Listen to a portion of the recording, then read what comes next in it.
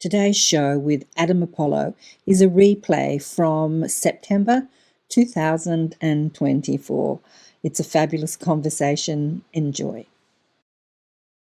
What will it take to create a new civilization here on Earth? For humanity to love each other, to come together, to cooperate, to work together for a renewed way of living here on planet Earth. We're going to discuss that and more on the United Public Radio Network and the UFO Paranormal Radio Network with Adam Apollo. Stay tuned. You got to accentuate the positive. Wow, I feel good.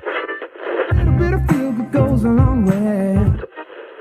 You're listening to Karen Swain, teacher of deliberate creation, accentuating the positive, showing you a way to a better life. Accentuating the positive, it's not just fad, it's sanity. Who in their right mind would accentuate anything else? Clap along if you feel like that's what you want to do. Welcome to another show, Accentuating the Positive, with Karen Swain, awakening and expanding consciousness. Look who is in the house.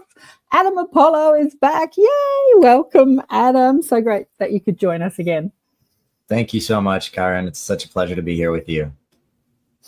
So I had Adam on the show last year, just to remind people that now we are streaming on the United Public Radio Network and the UFO Paranormal Radio Network on 107.7 and 105.3 FM syndicated radio across the internet, across the United States and Canada. We're also streaming on various platforms, YouTube, Rumble, Twitch, Facebook, and I look forward to your comments today. But we had a fabulous conversation last year about sovereignty and all sorts of things, but I'm going to call it the red platform didn't really agree with what we said, so they took down our conversation, but it's up on a stack of other platforms if you want to go and listen to our conversation last year about a whole lot of things. Specifically, we talked about Adam's journey and what's happening on the planet and the expansion of consciousness, a whole lot of stuff, and what we've been through over the last 4 years.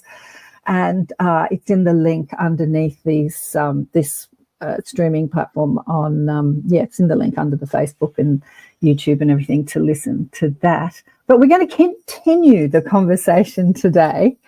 So we've got a new audience since last year because we're streaming on the syndicated radio on the United Public Radio Network.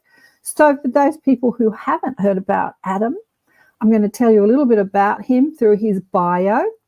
Adam is dedicated to achieving a sustainable and thriving interplanetary culture. In 2005, Adam made physical contact with an extraterrestrial Star Nation ambassador and began active and ongoing communication with Galactic Ambassadors from a vast array of different species supporting Earth. After having a vision of the universe as a fractal hologram at the age of 15, Adam Apollo extensively studied a wide variety of astrophysics.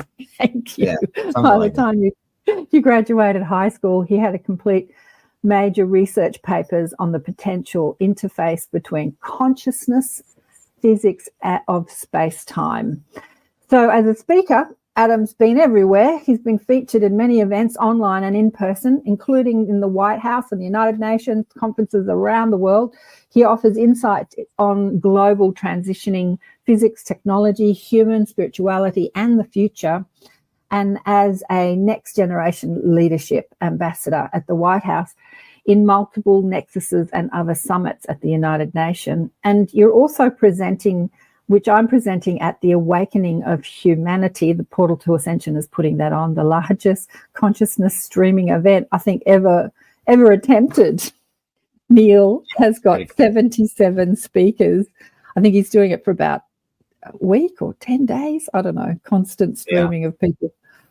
That's pretty cool. Thank you so much for having me, Karen, and thanks for the introduction and the bio, and of course, these things are always funny, when you have to sit and listen to your own life told through the lens of a professional biography, that's been written out and polished to make sure that you're, getting the access that you need to have. And yet there's very little, I think, that we get from those bios about who someone really is, and what's in their heart and what they're here to do. And, you know, in this day and age, you can get canceled for dang near anything. And I've had people both think it's intriguing that I've spoken at the White House, and on the other side thought, oh my God, he must be like evil or something, because, you know, as a kid, he was talking about the future of education and, you know, how do we create Town Hall 2.0? How do we create new kinds of communities? And ended up getting invited to join a group of young leaders, a next generation leadership group at the White House in the Obama administration. And it was actually a fabulous time. And I learned a lot about control systems and sovereignty and things like that while I was actually engaged in these events, because I had White House aides, you know, essentially sit down with us and say, you know, you guys, you kids are going to be the ones that are going to be able to make the change out there. They would say, we really appreciate what you're thinking about and the strategies that you have and the ideas that you have. But to be very honest, we actually can't make those changes from in here, from top down, because the bureaucracy is too tight. The system is too well controlled in the way that it operates. And you guys are going to be the ones that are going to have to actually make the changes out there, and we'll support you. And that was a big wake-up call for me. I mean, maybe it was kind of a wake-up call. It was really more a big confirmation, I guess, that, you know, when you want to make really big change, it's not going to happen from the top down, because the systems that we have around us have momentum to them. And the momentum in those systems is extremely strong. You know, if you've ever been a part of a big company or big organization and you try to move the train a different direction or change a policy, it's a huge deal, because there's so many people involved, so many protocols and ways of doing things. And my God, you know, don't get me started about all the forms and the like bureaucratic mechanisms and applications and verification systems. It's extraordinary how much work we've created for ourselves as humans, to be able to actually make change and validate that change is happening. Oh, yeah, I so agree. You know, politicians and people in the UN and big corporations, they talk about wanting change and making change, but they don't.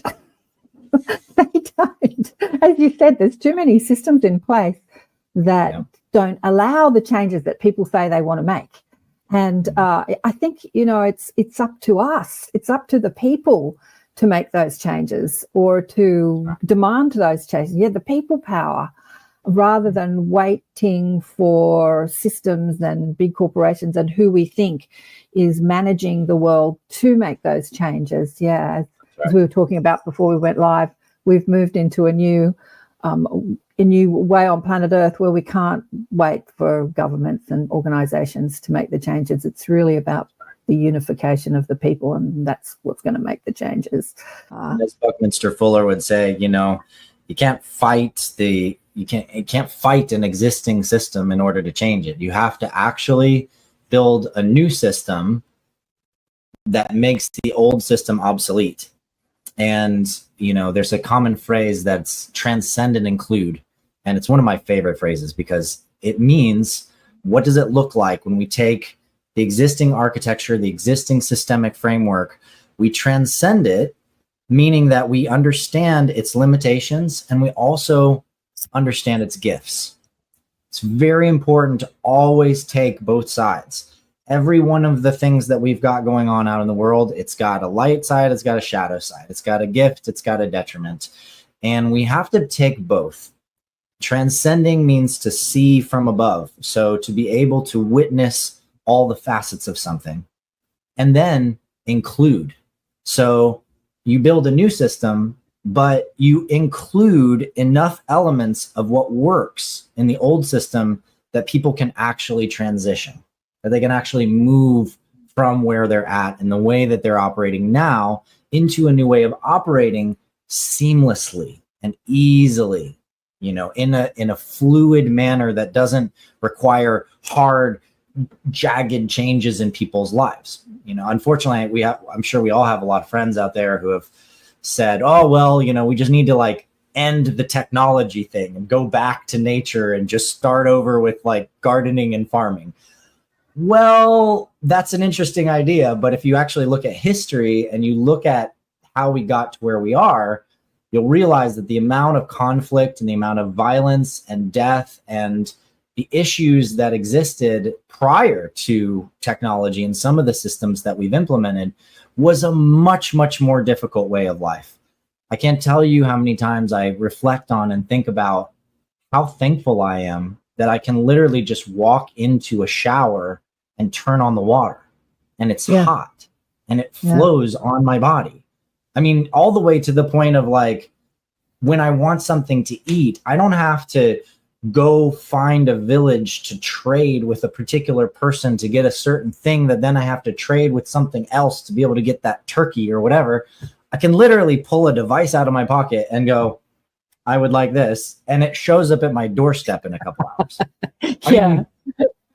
Right? Yeah. So, we need to think about the kinds of things that have massively improved our lives, made our lives more spacious, and made our lives more peaceful, that are gifts of the technology.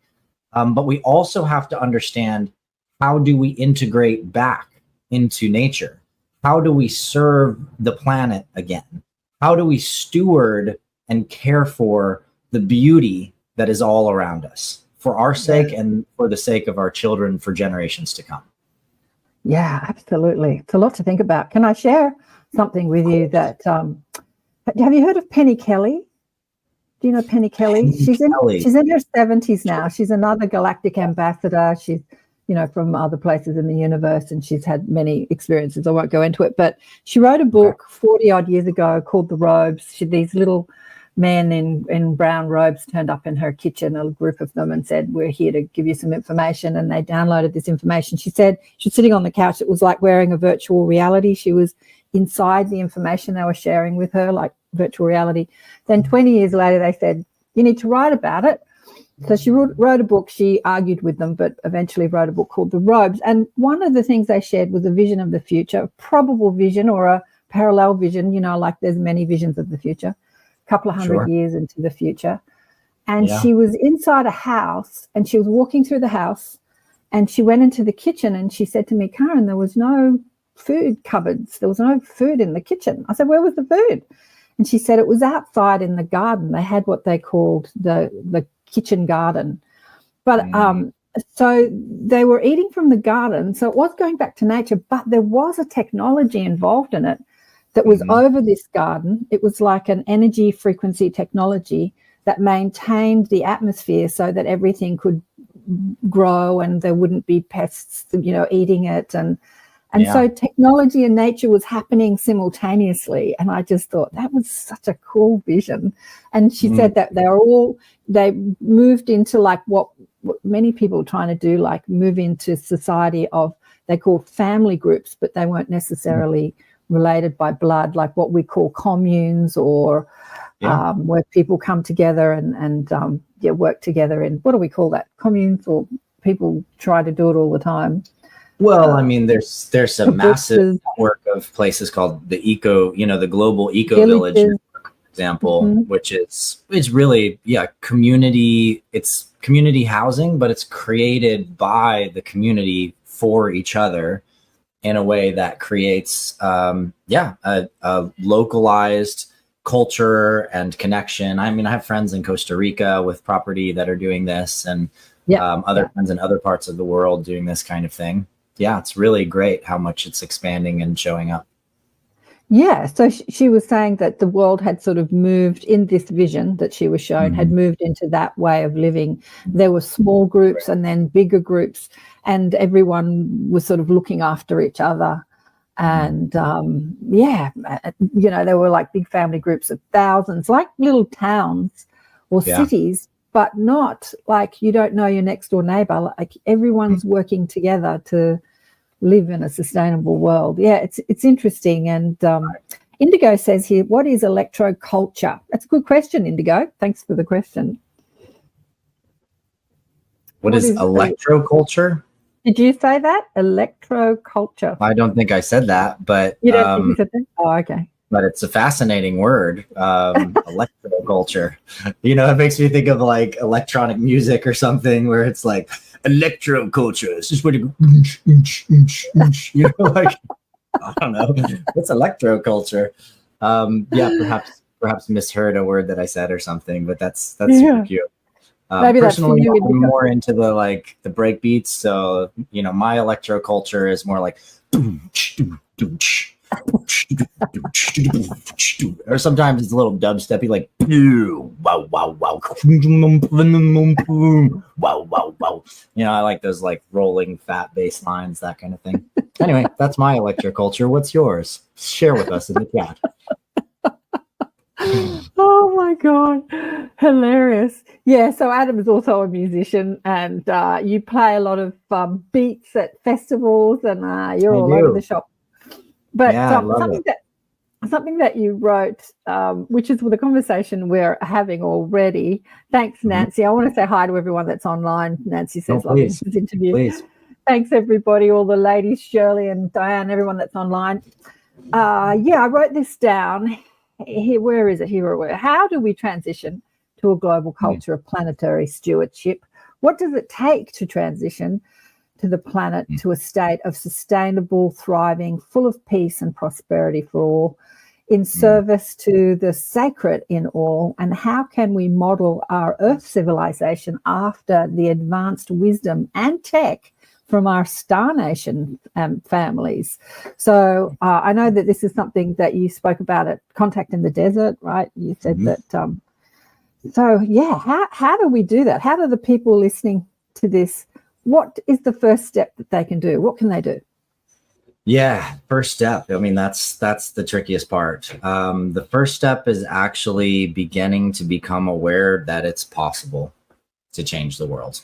I think that's one of the biggest things that we all face, is this sense of the impossibility of changing something so big. I mean, when you walk around a city and you see all the buildings and all the cars and all the stuff and all the people moving, how are you going to approach changing any of that? Like, it's every one of those things is part of a legacy system stacked on top of a legacy system stacked on top of a legacy system.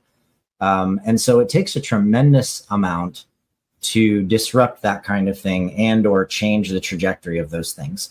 We have some decent models of how that can be done. For example, Elon Musk and Tesla, regardless of whether you like him or not, or think he's good or bad or whatever, doesn't matter.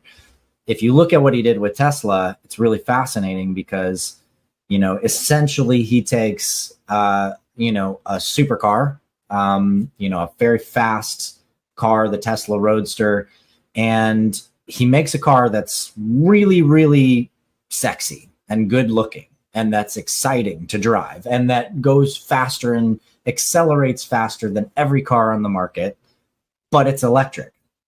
And so through sex appeal and through the sort of like culture of car lovers and how much people love fast cars and how many people out there do that, he cut through this little spot that in the psyche of the people said, well, electric cars are ugly, they're stupid. And a lot of the other electric cars at the time, they look like, you know, little toy cars, like go-karts, you know, or whatever. And these little weird Beetles you drive around, and there was nothing sexy about them at all, right?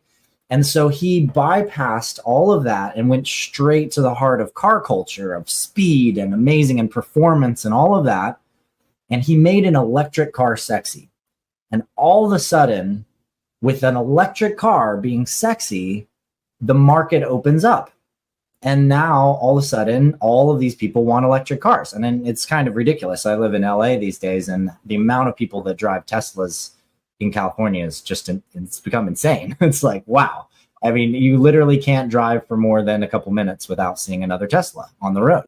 This is a replay from September 2024. Where I live in Sydney is exactly the same. Exactly the same. Yeah. It's phenomenal.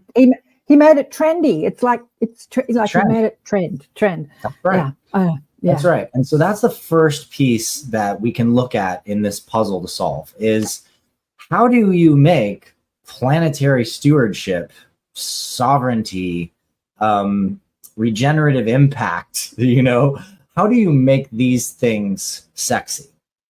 How do we get from them being like, right now, the current state of thought is, okay, you want to make the world a better place? Well, you better donate to a charity, right? So the experience is, well, I just earned all this hard-earned money this month, and I've got this money, I have bills and stuff, and I only have so much extra, or maybe I don't even have extra, and like now I've got to like give this money to Red Cross or like someone who's going to do good with it. Okay, sure. And then you do that and you give money to the Red Cross, or to one of any of these tons of large organizations, that are out there. And you sit there and you're like, okay, now what? Nothing happens. Nothing changes. You don't see anything move. You never know what goes on with that money. And after you do that a few times, you realize, wow, like what am I actually giving to? And then you discover that unfortunately, a lot of the largest charities, the ones that actually send you the mail and say, hey, just put your $10 in, become a member of this, and we're going to change the world for you. You realize that a lot of these large scale organizations spend so much on administration of the funds that only 10%, sometimes less, ends up actually going and doing the thing that you put your money in to do. So what are you really doing? You're really just paying people's paychecks. You're paying for a business. And in some cases, you're paying for, or leaders and organizations where the money is, essentially not going to impact at all. And in some cases, unfortunately, actually is going to further the problem. And this is the case in certain industries that I won't speak about on your show in order to not have this episode disappear from certain platforms. But I think some of you out there might know what some of those industries are and some of the kinds of things that there may already be solutions to, but that right now, the suppression of those solutions creates a greater financial opportunity than the release of the solutions. And because of that, we still are fighting against X disease or X, physiological issue or X energy system or whatever. We're fighting instead of actually changing the systemic order of things. So we're faced with these challenges when we look at how do we effectively make planetary and global change. And I'll pause there because I want this to be a conversation, Karen. So feel free to jump back in and then we can kind of take it layer by layer until we show them the actual mechanisms for how we can pull this off. Well, like what you're talking about, many of the people I've had on the shows over the years who have visited other cultures across the cosmos, other civilizations. There's another person, Garnet, who is taken by a spirit guide out in his astral body and explores the universe and Earth and all sorts of things. He's written about 5 books on his adventures. He goes to human planetary systems, and they're so much more evolved than us. And they're all vegan. They're all vegetarian and vegan because they understand that the way that we produce food, the food system, is not sustainable and cruel for the most part. And so just what you're saying, I've seen that with the food system because the vegans make this chips and burgers and steaks and chicken curry. They make it look like the old system, but it's not. Yeah.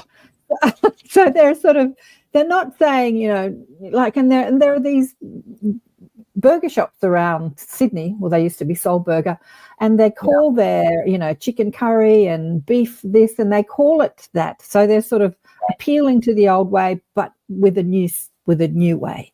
So that's kind of like what you're saying. They're making vegan sexy, like you say, or they're appealing to the appetite of the nation Yeah. or the world Yeah. with using a different system of preparing and organizing food. Absolutely. That's a beautiful example. And regardless of your listeners' diets, I mean, I personally, I was vegetarian for a long time. I tried vegan for a while, and went uncooked, totally raw for a while. Did all kinds of different things, and now I'm actually more of a carnivore. I'm more primarily a carnivore. It's much better for my body. And my personal health, my metabolic health in particular. There are also a lot of star nations out there that are not vegan and vegetarian. That's just, there's a couple popular ones that are commonly contacting the earth and that are trying to help us deal with some of our biggest issues, that also, help to propagate that kind of information because systemically we need a lot of shifts in how we operate with these industries, especially with, animal farming and the way that the kind of mass farming has happened on this planet. It's pretty awful. But, it's also really important to recognize that our body also only handles certain kinds of oils in certain kinds of ways. And one of the most unfortunate things that I see about the sort of rise of all of these vegan products, inside of, different grocery stores is that almost always they all contain polyunsaturated fatty acids and really unhealthy oils that essentially will slow your metabolism down and affect your body in a variety of different ways. And so I encourage people to learn about these things, learn about metabolic health, learn about oils in the body, learn about the kinds of things that enhance the body's operations, versus creating detriment, because you can choose literally any kind of diet. And if you do it right, and if you do it consciously, it can be extraordinarily empowering. So I really encourage people to learn more about that, and to learn more about those things. So great example. The vegans made veganism sexy. Awesome. Amazing. Let's reduce the killing of the animals and the way that the animal farming has been done. Let's change it. Let's go local, let's go biological, let's go regenerative. And this really points to a major facet of this change-making process. It's making it hot, making it cool. So from my standpoint, I look around and I see that people don't want to, donate to charities. People don't tend to have the time to go do good and do direct regenerative action in the world. Why? Because they've got jobs to do, right? But and they have to make money. And then you've got all of the millennials and the youth that's coming up in the world now, and they're looking at the corporate systems and the way that the systems have been, and they're like, I don't want a 9-to-5 job. I don't want to go do that. I don't want to be in an office my whole life. Like, I don't want to participate in that the way that it is.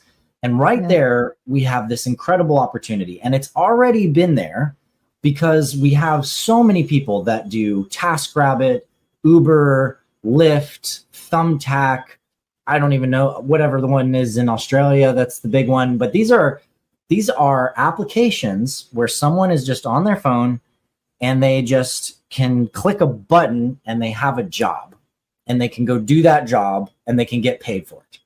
Now, these things aren't all that fancy and amazing because, if you're Uber or Lyft, you're driving a car around.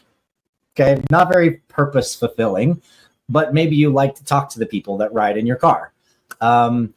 If you're doing Thumbtack or TaskRabbit, it could be anything from literally scrubbing someone's toilet to building some shelving for them in a garage to hauling their junk away because they're moving, right?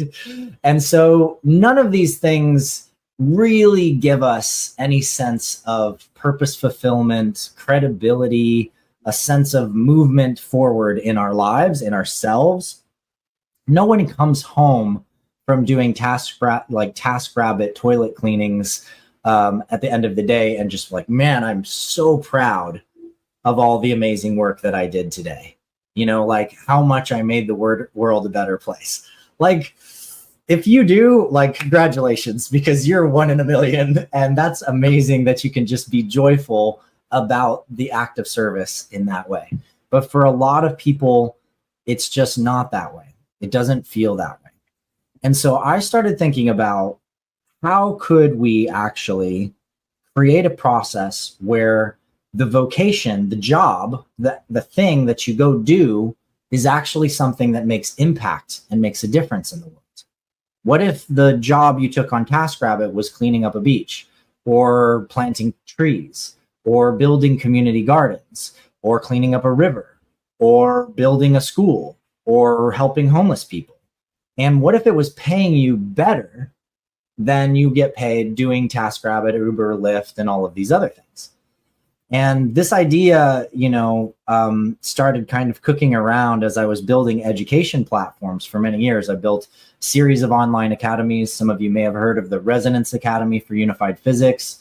I built with Nassim Haramein and taught unified physics there. I wrote the main physics programs for the Unified Science course, which was modules 3 and 4 of this major collegiate level physics course there. And I built the Guardian Alliance, which is like a school for self-mastery. And I got really into this idea of missions. What does it look like to take a mission and to go into the world and to have to do something that is like an initiation? It's going to help you grow in some way. It's going to stretch you, maybe expand you a little bit, but that when you accomplish it at the end, you feel like some part of you is now stronger and has grown and has evolved in some way. And I started thinking about how could we create an entire culture around missions, and how would we fund all those missions? And how would you actually get the people to do this and to make it happen? And so I'll pause there again, but I, at this point, have solved that puzzle. Yeah, well, with the Core Nexus platform, right? That's right. And we spoke about that because it's something that I've been really excited about and can't wait for it to happen because of personal experience on other platforms. But there's so much more to it than the next social media or group gathering platform where we can come together and show our videos and talk. There's so much more to it. Indigo says here, we've been feeling the collapse of a lot of these systems for a while, but can we replace them with things that benefit humanity? What do you think will happen as the old systems start to collapse? I have a couple of thoughts about that. It's funny, if it runs smoothly, I'm thinking the first thing that came to mind, you might have that, is like the DVD shops, like when everything was streaming online, like we had records and then we went to CDs and then we had DVDs, and like there are old systems of the way we ingested media, and they collapsed as new technology came out. We just transitioned sort of smoothly, except for the older generation that just doesn't want to. I'm a part of that older generation, by the way. Still wants to shove a DVD in a DVD player. I've got a DVD player that's sitting here. It hasn't been used for 12 years. I haven't put anything in it for 12 years, but it still sits there. It's a new system. So if it happens smoothly, it can happen. What do you think? Does there have to be chaos for things to collapse, for old systems to collapse? No, it doesn't. And it doesn't mean it's not going to be difficult for some people and some groups. I mean, it probably was pretty rough for people that were high up in the top executives of Blockbuster Video, right? Right. And, for some people, going to a Blockbuster Video and going in a store and being able to walk around and look at all the movies, and you're not just seeing 10 at a time, you're seeing hundreds, that was ideal. That was the great experience. They really enjoyed that and they really loved that.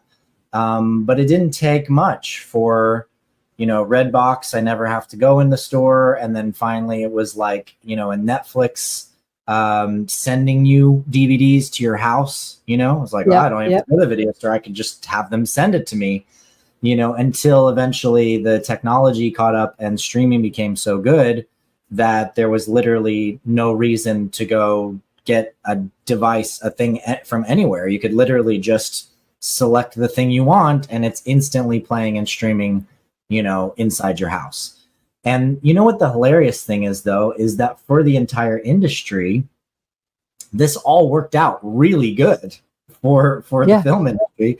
Because if you think about it, I don't know about you guys, but I think I subscribe to, Disney and Hulu, Disney Plus and Hulu and Prime Video and Netflix, and Apple TV Plus or whatever. I've probably got 5 or 6 services that I pay for monthly that just run, that's just money going out of my account every month.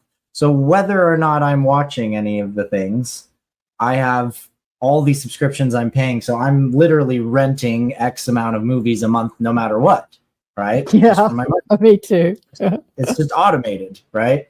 Yeah. And it's possible, looking at certain times and whatever, maybe I watch more than that. Maybe, when I have a stint where I'm into a show and I'm watching something, at the end of the night, every night or whatever, or that kind of thing. But there are fascinating ways that our lives got easier in being able to find and watch anything that we want, anytime we want. And the lives of the corporations that were serving us that media got easier because they didn't have to produce any physical products. All they have to do is keep the servers running and keep them serving the videos to you. And they're going to get paid every month, and it's going to be guaranteed income because everybody forgets about that $10 charge, that's going to their bank account every month. So we can see that whether or not you like those film industries or think that they're really good or not, none of that matters.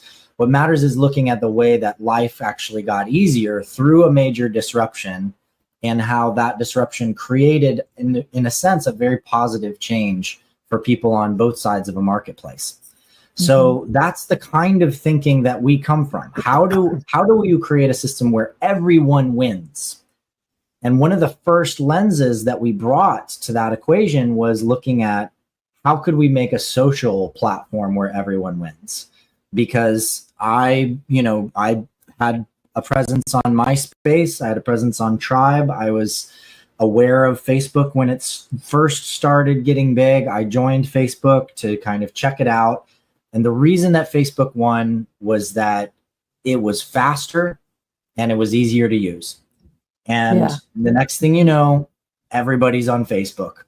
And what we didn't know and didn't expect at that time was that Facebook was going to undergo a tremendous challenge. And that challenge is actually to figure out how it would have a business model.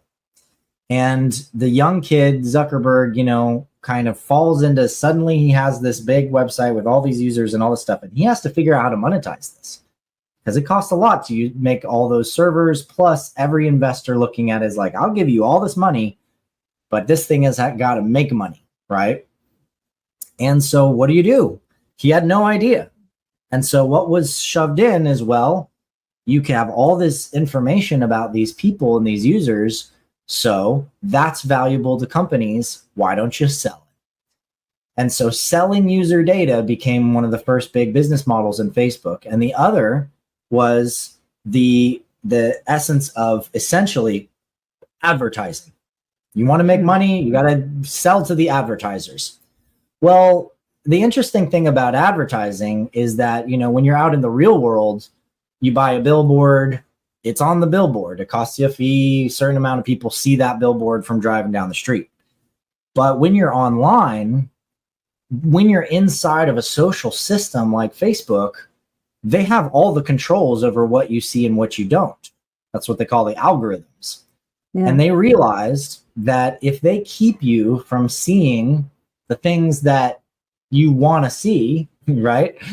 Like if they keep a company from reaching the audience that they've already built, they found that they would pay to try to get more access to that audience, that it was worth money to anyone to pay to have more people see what their content is. And in the beginning days, it was really awful. It was really like the mafia. I built an organization called Unify back in 2012. We grew it to over 1 million followers. We had events all around the world, December 21st, 2012. And all of a sudden, Facebook just completely cuts our reach. We're a nonprofit organization. We've literally no money. We've just create money to use it, to spend it, to do the campaigns. And and they stop our growth, and we're growing thousands of new users every month. And it took us a couple weeks to actually get on the phone with somebody at Facebook, and they said, well, sir, we have a new business program where all you have to do is just pay us $50 to $100 a day, and we will ensure that you keep reaching your audience. And my friend Mark Healy was on the phone with them, and you know, he's got a British accent, and he's like, what are you talking about? Are you kidding me? Like, this is organic reach, right? I mean, this is people actually just sharing our stuff with other people. That's all. It's just, we're making videos, we're paying for that, we're spending this money, and they're sharing, and other people are sharing it. What are you doing? You're just stopping people from sharing our stuff. What's going on? You know? And they're like, no, sir, it's just a business program that we're using to enhance our relationship with businesses, and we're going to ensure that you keep having that reach as long as you pay us. So they took our entire audience hostage.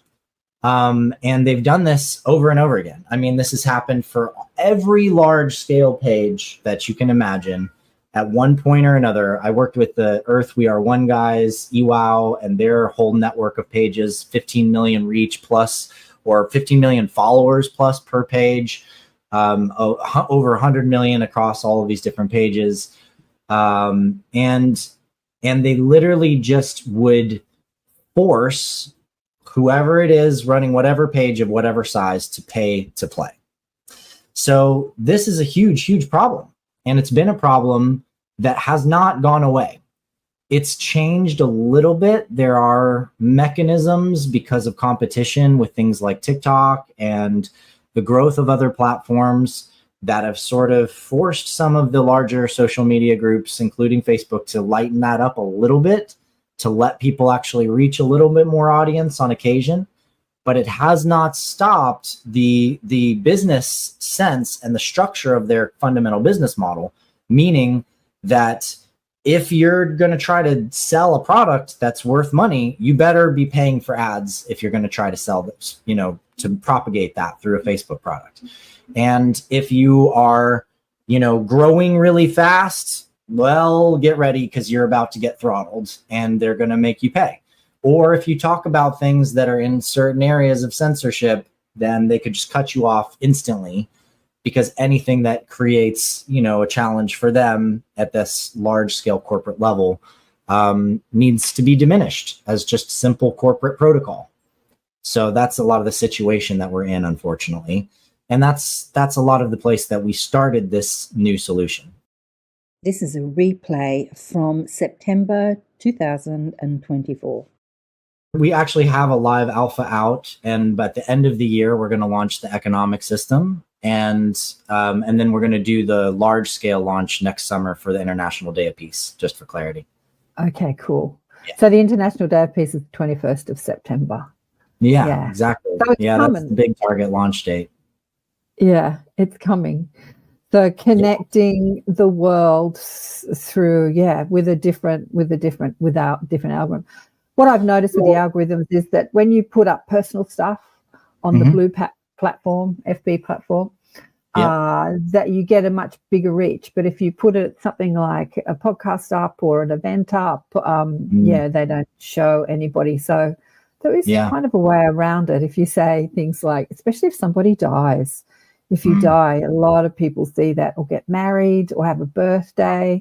Yeah, when it's personal, they'll let your followers see it. I don't know the algorithms, but if you're trying to share information or an event or even a free podcast, they want you to pay for it. So how is Core Nexus different to what we currently have? And let me see if I can show what you've got going on. Great. Yeah, it looks like you're just showing the header of the website, but I'm happy to share at some point the full interface magic and a lot of what we've been building and creating and what's going on with Core Nexus. As you can see, we were nominated for the Earthshot Prize in 2023 and now also this year in 2024. So that's happened. basically what we do differently fundamentally is that, one, you own and control your identity and you own and control your data. And we build importers that let you essentially take back your social network. So you can now import all of your content from your Facebook, your Instagram, your Twitter, and other social content, take your entire history that you've created on those platforms. You now own and control it in your own Iron Man style, amazing 3D, VR, XR, and web and mobile dashboard. Then you can create any kind of digital product that you want. We have AI tools that can help you take things that you've created already, stuff that you've written, stuff on your hard drive, and instantly generate products out of it. And when you sell those products, you can automatically split royalties with your friends. So if you co-create a course or you co-create a certain piece of media with somebody, maybe you did a video with a group of people, essentially anytime you sell that product or anytime somebody buys it, it'll automatically pay to everybody that you put in that royalty table that you collaborated with, including, by the way, if you licensed a piece of music and you used a friend's music or somebody's music out there, you can have it automatically pay that music producer, you can have it automatically pay the graphics creators, etc. Now, through that mechanism, what we're able to do is with every sale on the platform, automatically donate 1% up to 100% of whatever your earnings are. You can donate into whatever area of impact you care about. So, you know, a lot of my friends as musicians, and myself included and others, we release albums and we're like, hey, I really want to support the elephants, or I really want to help with rainforest preservation or whatever.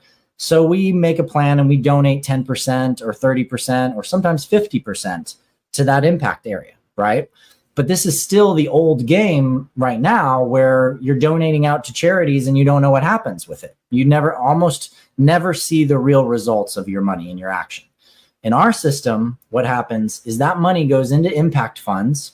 You earn points and ranking for selling a product and donating, and so does the buyer. The buyer also earns impact points because they bought a product that's giving to impact.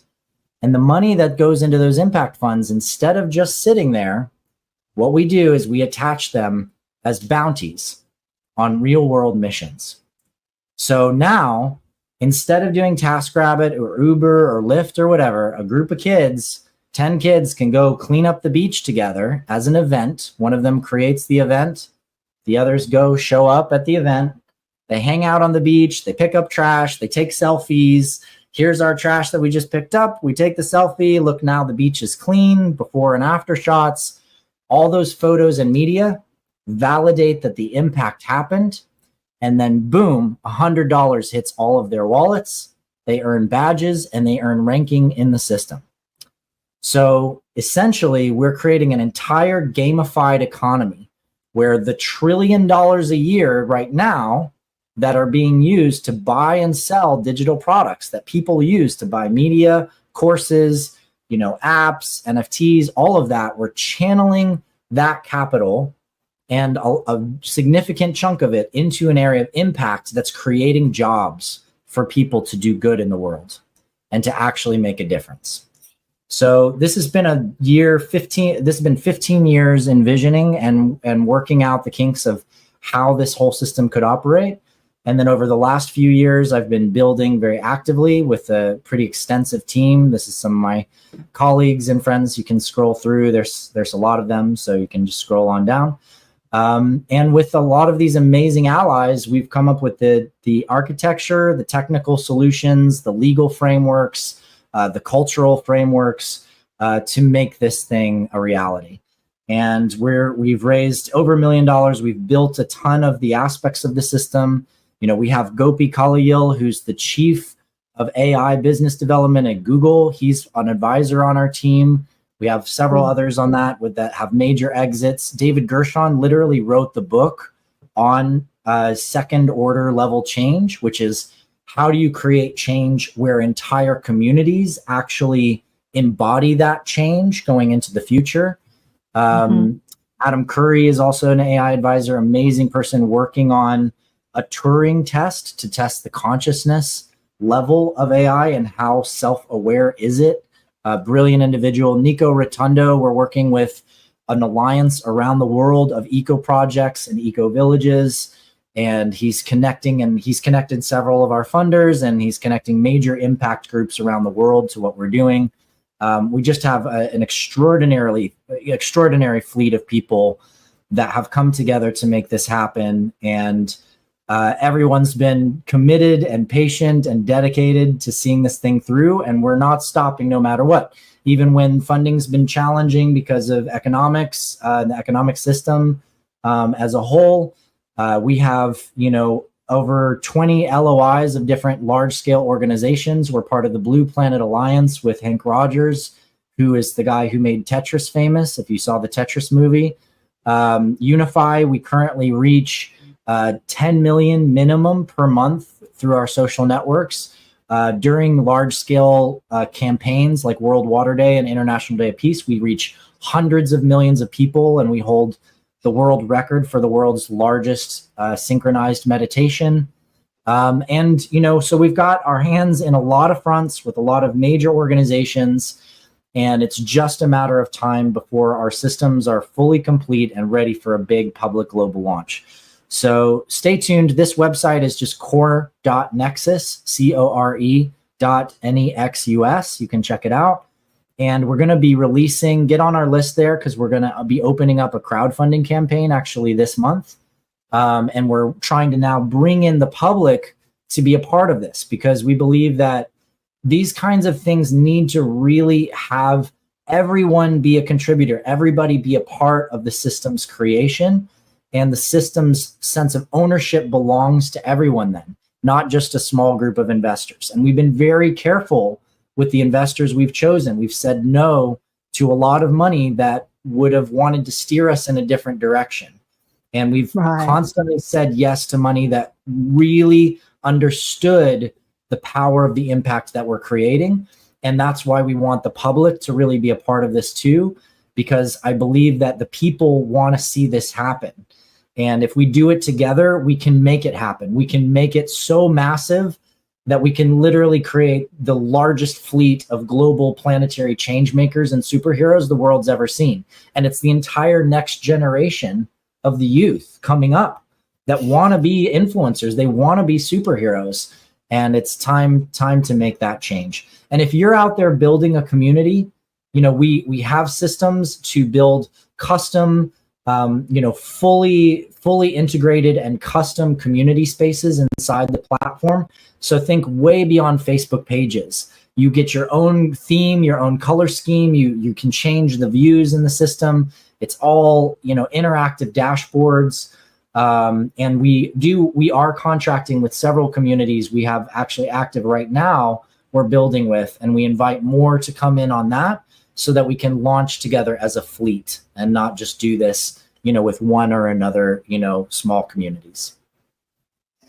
I know it's a massive project, and it's very exciting. I can't wait for it to happen. But thank you. Yeah, Adam and I were chatting about it before we went live today, and there's been a few setbacks. But I think that the people need to get involved, as we spoke about. In order to make planetary change, we need to sort of come together to make that happen. Yeah. Something that I spoke about with you on the last show I did with you last year, actually, when I was driving out to the desert and I was screaming. I was alone in the car, screaming at nobody, screaming at the Galactic team overseeing this planet. Like, why am I still driving a petrol car? Like, what happened? Well, I was a kid 50 years ago thinking I'd be in a spaceship when I grew up, and here I am in my 60s and I'm still in a petrol car. I could buy a Tesla, I suppose, if I had lots of money. But where did the advancement in technology go? And and they were just telling me exactly the same thing. It's going to happen through the people. It's if you wait for governments to change and systems to change, it's the people power. It's really the voice of the people, the action of the people. And action is very often put your money where your mouth is. You want to see change. That's right. Put your money where your mouth is. So crowdfunding this, you could put in a couple of dollars, you could put in a couple of million, will really create a system change on this planet, both in social connection, but in doing good connection. Yeah, it's an amazing looking system. I've been looking at this for years. but at the same time, it's still centralized. It's kind of not community owned. How do you kind of get around that? Because, you know, a lot of people talk about things being more non-centralized in the new earth rather than one person owning it. Well, from a data standpoint and the actual ownership of data on the platform, it's completely decentralized. But from the organizational standpoint of how we build the system, we needed to take a traditional route of a little bit more company structure.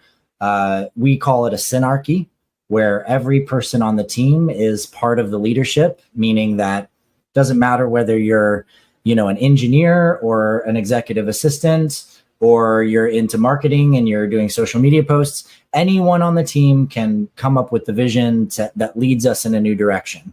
And so it's very open in terms of the creative flow.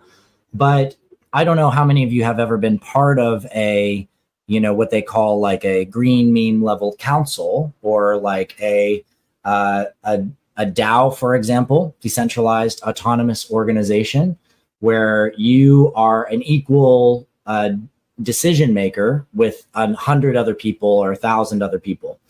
The difficulty of actually making strategic and quick decisions to be able to move forward a large scale process is extraordinarily difficult when you operate like that. Community you don't, radio. Yeah. And you don't need to look any further than look at the United States government to understand that, to understand how large scale groups trying to make minuscule decisions in a process has never worked. It's never been the thing. And there was years where people were like, oh, the DAOs are going to save the world because then everybody can make the decisions together. Yes, well, that's important that we all make the decisions together when it comes to large scale biospheric decisions, like what's happening in our city, you know, what's happening in this town or on these streets, you know, how are we determining the flow of this shared environment that we're choosing to live in together? That's where it's absolutely critical. But if I'm trying to build a website and I incorporate, you know, 20 people in the process of, let's say, just deciding what the logo is going to look like, it's going to take us 6 months to make a logo. Yeah, absolutely. And that's just reality. That's the fact. And I've done this work for a very, very, very long time. So the way that we structured our company is I own this company with my co-chairman, Harlan Wood. Superluminal Systems has been around for, we founded back in 2013. I founded it the year after I founded Unify. And, you know, we created a really lean and effective system of paired decision making for the executive moves, where either he makes the call or I make the call. But if we disagree, we find the higher thing that we agree on. And all of our team has the ability to bring up things that we should do. And then essentially we can determine what's the level of resonance in the team towards doing that.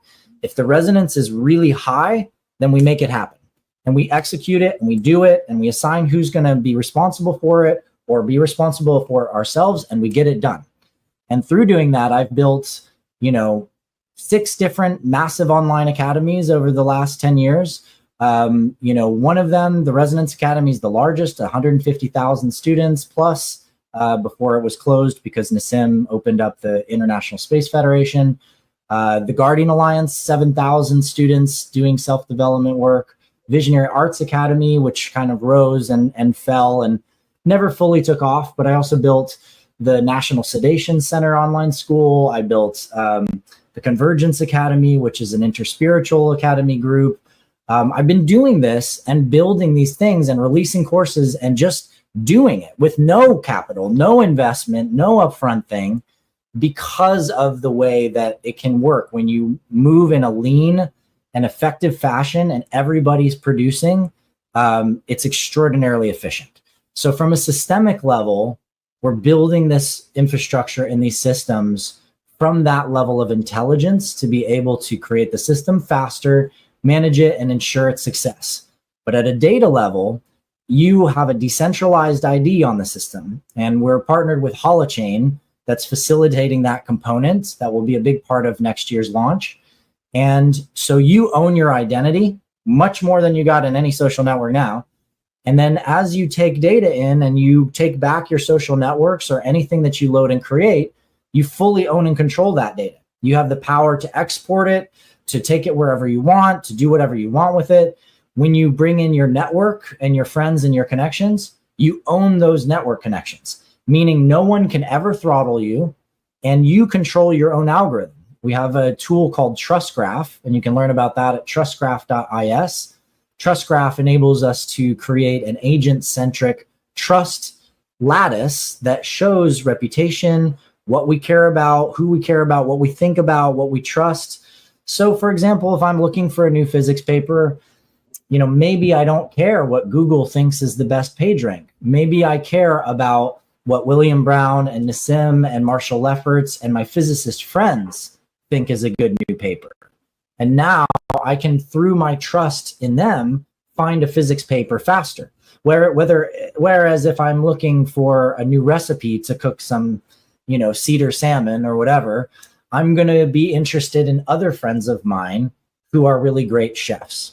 And so in that way, you have the power over your algorithm of how you search and what you find and what you keep above the surface. And if somebody's got, completely illogical ideas that don't make any sense at all, you can literally just push that stuff down and give negative trust in that specific area to push that content down below the surface of the ocean, so you never have to see it when you don't want to. But you still might have another area with that same person that you think they're a genius in, like my good friend David Avocado Wolf. Like, I think he's a total genius when it comes to like organic food growing, but he believes the earth is flat. So do I trust him in the science of perception? No. Do I trust him in organic food growing? Yes, I do.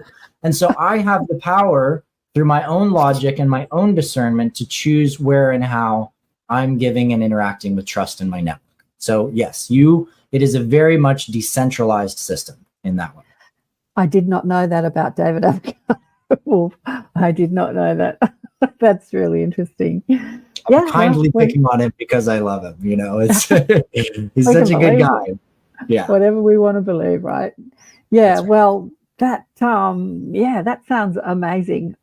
Amazing. Maybe it's a bit over the head for a lot of people listening to this. What's he talking about? I just want to do a station break too and remind people that you're listening to Accentuate the Positive, Awakening, Expanding Consciousness with Karen Swain on the United Public Radio Network and the UFO Paranormal Radio Network on 107.7 and 105.3 FM syndicated radio across America and Canada. We are talking today with Adam Apollo about planetary stewardship. How do we steward the planet into a new direction of peace and harmony and cooperation? Yeah, and it's starting, we're talking about a new platform, social media platform. It's so much more than a social media platform, really. It's a new system to do that. And I'm thinking because I was on community radio when I first started on radio, which is about the community, about everyone working at the station, making all the decisions. There's committees and all that sort of stuff. And nothing used to get done because everyone was arguing about their point of view, which happens often in community when people come together to live in communities. Like the community is going to everyone's going to have their say on how things are run and how things are done. And humans just can't seem to, they want to be right about, I've got this idea and I'm right about it, rather than this ego thing comes into play, rather than what's best for the whole. Like, let's look at the system that works best for everybody, not what's best for you and your preferences, but what's best for the majority. And this is a system that can be implemented globally, our governance systems. We talk about democracy, but we don't live in a democracy, right? This is a replay from September 2024. Yeah, I would say that unfortunately, because of the way the Electoral College works and the way that the selection process works for some of the largest roles in different countries, including in the United States, the US presidency, it's very, very carefully curated. And as much as I know some people would love to think that, there's just power, there's like a powerful disruptor who's in there or whatever. Like, no, guys, sorry. It's it's business as usual. If it wasn't structured, a particular way to meet the needs and the ends of specific large scale finance holders, really central bankers and large scale finance holders, lobbyists of some of the largest corporations of the world, if it doesn't serve those interests, it's not going to get into the presidency in the United States in the way that it's set up right now. And the game is designed that way. And it's designed to make you play red versus blue. So in the United States, everybody's either blue or they're red, and they're like opposing. So everyone's divided. They think the other side is completely insane and they're totally wrong. And what's hilarious is that the more you get to know the communities on either side, you can see why they think each other are insane. But the reason why they think each other are insane is actually all ignorance. And it's ignorance based on specific top-down media disinformation that's crafted in a way to distort the perception. So each side gets sort of hoodwinked in a different way to perceive things in a certain way and have a certain lens that makes them combative. And then it doesn't matter. It actually doesn't matter who gets into office because the large interests are getting their way either way. Yeah, I know. The power of the media, it's just out of control. Like, I had my brother stay here a few years back, and listening to his opinions on life, love, and the universe was a complete regurgitation of what the, media is putting out through news and current affair programs. But he was saying it in such a way like, I've really thought about this, and this is my opinion, and I'm thinking about this. It's like he thinks, he was thinking that this was his thinking, and you could see that it wasn't. It's like we just get hypnotized. It's actually why I started this podcast show, I don't know, 15 years ago, because the power of the media over the way we think and make decisions. Yeah, loving this interview. Oh, thanks, Nancy. You said that before. Great. Yeah, question about truth. At the end of the day, we all believe in something, and those believe in question. Thanks for bringing Break Pro. Oh, thanks, dying one. Yeah, the power of the media. So we do need different points of views to be able to, open up our minds, open up our thinking. Yeah. And but I have to say, your electoral, what's going on in the States, it's hilarious. It's the greatest show on earth. It's absolutely. I just find it so fascinating and funny, and it's absolutely hilarious. This is a replay from September 2024. They're really two sides of a dark coin, and there's been a massive amount of manipulation that's gone on to get us to this point and to where we're at in our belief systems and our thoughts. I look at like Nancy's comment of saying, right now, I could not say for sure if the earth is flat or round. Not sure if anybody can. And I think that's a really fascinating statement to make because, particularly based on the fact that we have over 500 years of science proving that the earth is round and a sphere, right? And so it's like, why is that up for question again right now? And we have to kind of look at it and look at these things and say, what is it actually that's getting us to believe what's true and what's not? And for the most part, what's happening is we're relying on the inquiries and the thoughts and the ideas of people like me and you sharing right now online with a bunch of people. So I could say a bunch of things. And if I say it with some gusto and a real, conviction, you might believe it's true, even though it may or may not be true. You have to actually ask these questions for yourself. And it's important, I think, always in the search for truth to come back to personal experience and to actually really test things out for ourselves, So anybody out there in the world who is wondering, is the earth flat? Just get a pair of binoculars and go hang out by a place where cruise ships come and go, like a big cruise ship port, and just watch the cruise ships. Take the binoculars and watch it go over the horizon. It will not just get small and disappear. It will not just blur because it's too far away. You will see the bottom of the cruise ship disappear. all the way until the very, very top part of whatever the smokestack or whatever finally vanishes as it goes over the curvature. If it's just things like that, and just basic perspective knowledge, where, for example, if you understand perspective and how height and distance works, well, it turns out that if the Earth was totally flat, you would be able to see Mount Everest from the UK. In fact, you might even be able to see it from, if it's a clear day, from parts of the United States. And if you were in an airplane at 40,000 feet and you were flying across the Atlantic from Europe over to North America, or for example, you're coming from New Zealand and going over to Australia, you would be able to see the entire continent of Australia, the entire continent from the air. Now, the reality is that when you're on that flight, you can't even see the continent, right? Barely, until you get within a couple hundred miles. And when you're crossing the Atlantic, it's the same way. You can't even see the North America until you're within a couple hundred miles, because you're moving around the curvature. And, I think that some of these things I like to speak about a little bit, because unfortunately the level of let's say the level of fear, is it fear? Is it a suspicion? Is it a sense that someone's lying to you? That feeling that's there is real for all of us. And the feeling that we're being lied to is one of the biggest drivers that drove me to create education systems and to become a speaker. When I was in high school, I just had the sense that a lot of what I was being told was a lie. And I could feel it in my body. It just didn't feel right, Yeah.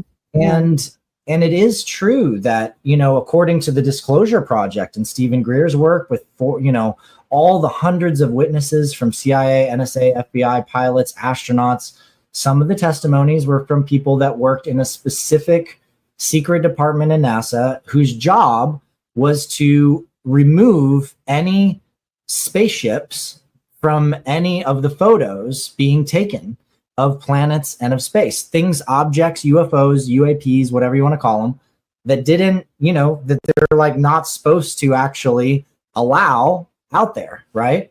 And so it is true that NASA has hidden information. It's true that there have been Black organizations that have hidden different kinds of things from people in different ways. And we have every reason to have that suspicion, for sure. But the problem is when we extend that suspicion and that fear and that doubt to everyone, where we say, well, then every astronaut's a liar. Everybody's lying. Yeah. Every scientist is a liar. A liar, right. Well, they're all liars. Guess what happens then? You become an isolated person who's created a belief in a conspiracy that the entire world is against you. Is lying, yeah. And you're living in when fear. Somebody like me points out that there's a logic flaw in your flat Earth idea, that you heard online from someone, right? Suddenly you feel angry, and you may feel like, oh, well, then he's the bad guy or he's the bad person. And I can't tell you how many times I've been assaulted online just by pointing out one simple thing, like, hey, well, I lived on the beach in Hawaii. My dad lived on the beach there for 25 years. I watched countless boats go over the horizon. I have friends who are astronauts. My other friends literally just went to Antarctica last year. I have all their photos. They all hung out on Antarctica. It's not a freaking ice wall. I mean, all of the proofs are correct for me, right? We all just need to learn to remember our astral travels, and then we can validate it or not, because all of us are out of body at night, cruising around, whether they're cruising around our bedroom or cruising around the neighborhood or our city, or we're up in space. Yeah, because there's a lot of people I've had on the show that do remember their astral travels. Like we say that, we learn to have astral travels, but in fact, we're all doing it every night. We just come back into this river of oblivion or veil of forgetfulness, and we just forget. So, the expansion in consciousness is not about feeling isolated, like everyone's lying to you and everyone's out to get you. That's just living in fear, and I've seen so much online talking about the awakening process, that we awaken to all the lies on Earth. But then people feel isolated and they live in fear and they feel like everyone's lying to them all the time, like anyone in authority. That's not what awakening is about. Awakening is about feeling completely supported and loved in your skin. And like the universe adores you and life adores you, and you can create your reality no matter what anybody else believes. You can get what you want. You can make it happen simply because you know how to align energy. That's rather than listening to what other people have to say. It's always about what feels good inside my body, because that's your truth, regardless of what anybody else's truth is about. Yeah, I've seen that happen, especially since 2020. Like this mass awakening is people waking up to the lies, and living in fear and feeling like everybody's out to get them and everybody's wrong and arguing with everybody, rather than feeling like Wayne Dyer says, you either believe in a friendly universe or a hostile universe. And those people that believe in a friendly universe are, connected to their soul essence, their spiritual essence, because, life is here to serve you. It's not out to get you. That's right. It's an extraordinarily beautiful universe. I mean, it's all flowing in this beautiful design and pattern. And absolutely. I mean, the spherical earth is gorgeous because it lets there be seasons and it lets there be cycles and it lets us connect to the heart of the earth. It lets the moon pull the tides around the planet, and it lets us dance with all the other beautiful spheres out there, as the philosophers once called it the music of the spheres by Pythagoras, where we're part of this incredible song that is a universe. And we have to open our hearts. We have to have compassion. And that even means compassion for some of the darkest controlling systems on the planet. That means compassion for the Trumps and the Harrises of the world, and for whoever happens to be, in the politics in your country out there. It means loving and accepting each other no matter what. Because the thing is, I've had countless sit down conversations and dinners and whatever with people who thought the earth was flat. And because they learned about it online and they had questions and they didn't know how to ask the right questions, it's totally fine. I'm not going to judge somebody for that belief. I don't think that anything's wrong with them. There's nothing wrong with them. It's just an idea. But we have to be able to talk about ideas. And we can't talk about ideas unless we can be friends, unless we can actually open our hearts and hear each other. And if we question and we hear each other and we learn and we grow, then maybe we just get a little bit more insight. We get a little bit greater perspective. And I believe that relationships are the key to everything. So how we relate with each other and how we learn from each other is everything in terms of how we grow, and really also in terms of who we are and who we become. Because we become who we are through every relationship and every dynamic that we've had from the beginning of our experience in time. That's really what's forged us. And if you look at your life, you'll realize that even the hardest times that you've had with whoever you had them with, those things helped you grow in amazing ways. And you learned so much because of those relationships. So in the end, love is the answer, period. That's really the one truth. That's the one and only answer. And from states of love, we also gain states of clarity because we get into clearer relationships, not just with each other as humans, but with animals, with planets, with plants, with plants and with planets, with the nature of existence itself. And then we begin to see it more clearly, more lucidly, and really understand its processes, its cycles and dynamics. And that helps us step into greater superpowers in us to serve others and to serve the world that we live in. Beautifully said. Yeah. Rather than judging and criticizing what's happening in the world, I think the more intelligent way to go about it is asking questions like, why is this happening? How does it serve me? How does it serve humanity? I was watching some movies, and there are lots of war movies, and there's just so many war movies. And I was watching a war movie about World War One, and I was getting very critical. Bloody humans, all they want to do is fight each other. God, when's this planet going to wake up? Because all we want to do is kill each other. I'm in my head doing this. And my guide said, yeah, but look how World War One changed the world. And I said, how did it change the world? Just by killing people's sons, going off to war, killing everybody's children. this is me in my head. It said it actually completely changed the social structure of the world, because when you put all these different people in a war, they all became one in their fight of the other side, and black and white and money and poor, rich people, poor people, all worked together. And when World War I changed, the society was greatly different. And I thought, wow, I hadn't actually ever thought about it like that.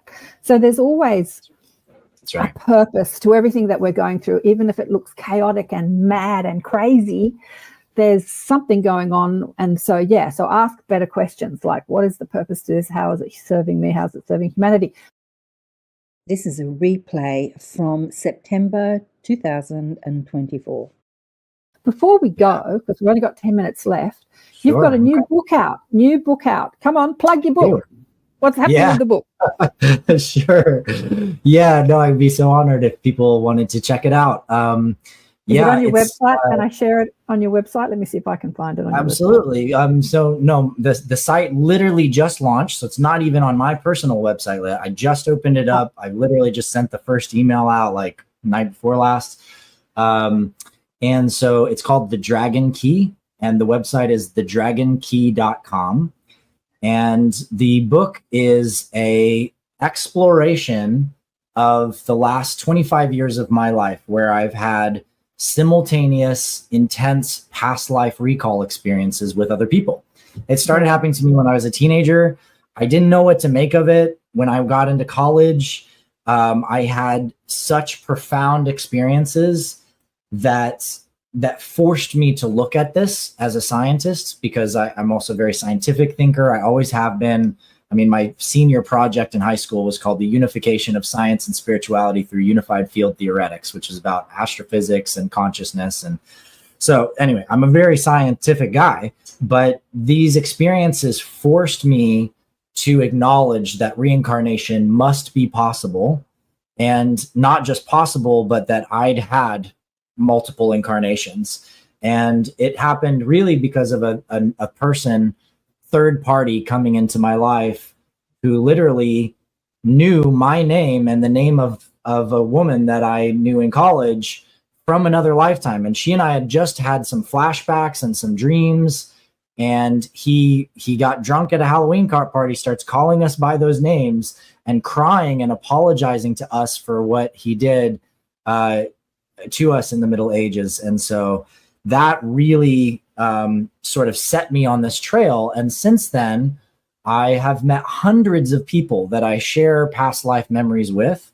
I began documenting my lifetimes across Earth, and it ended up that I began to have memories from other worlds and have experiences from other planets. And I started to document those and to find many more people like me who have these memories and experiences on these other worlds and in these other cultures. And I always thought a lot of this was just for me and just for me to be, a speaker and to share with people about. But as I wrote about all of it and I shared and kind of documented more and more of these lifetimes, I began to realize that I really had a responsibility to share my journey and my story with people.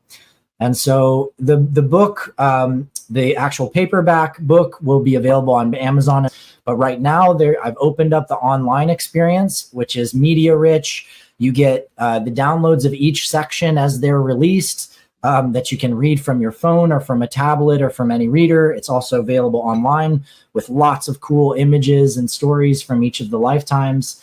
And right now, the introduction is open. The prologue is open. I'm about to release the whole introduction, which is basically a past life course on how to see and understand your lifetimes and your own experiences in that area.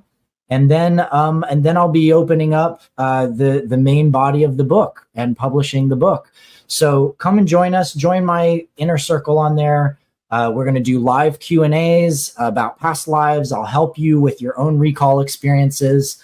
The book's got an AI companion. Go ahead and click become a member, and I'll show you the second page. It's quite beautiful if you scroll up a little and click that. It's a great opportunity to just, to get to know me and to connect. No, there's the button. There's just buttons all over on the page. Or you can click the experience. That's fine. Yeah, so come in and learn about dragons, learn about galactic culture, learn about history on Earth, and learn about past life memories. I've got some really cool AI companions that I built for the book too that know the content of the book, so you can ask them questions and they'll give you poetic answers and insights based on writings that I've done that I fed into the system. So it's a really, really fun project, and I'm really excited to have people come and join me for it. The dragon energy seems to be very present on the Earth right now. I'm talking to a lot of people talking about dragon energies, and we were talking about, somebody asked in the questions, how do we change systems without things collapsing? Like that dragon energy is really represents that transition and shift, like burning down the old and building up the new. It represents all the elements that we're working here in the physical dimension: fire, wind, water, air. Dragons seem to sort of have dominion over those elements. They breathe fire, they fly in the air, they can be in the water. Yeah, that dragon energy seems to be big at the moment. Everyone's talking about dragons. Well, in my circles anyway. I don't know about other people's circles, but in my circles. Definitely. All around my entire life. And most of the circles, I'm in many different kinds of circles, and most of the circles in my life are all facing a lot of dragon information lately. And one of the biggest things in this first book covers the story of the roots of what happened in our galaxy a long time ago, when dragon souls came to this galaxy, and the two sides of what went down, where there was a massive wound and trauma that the dragons had from having genetics stolen, and that this created a race that then went through and started to destroy this galaxy. And so you'll find keys in this book that answer probably some of the deepest questions you've had about reptilians, about I was going to say dragons. That's a whole conversation, and so that's a whole show in itself, because people are like, aren't dragons reptilians? And then there's all that conditioning about reptilians being evil. And we love as humans to play this good versus bad, right versus wrong, love versus evil game.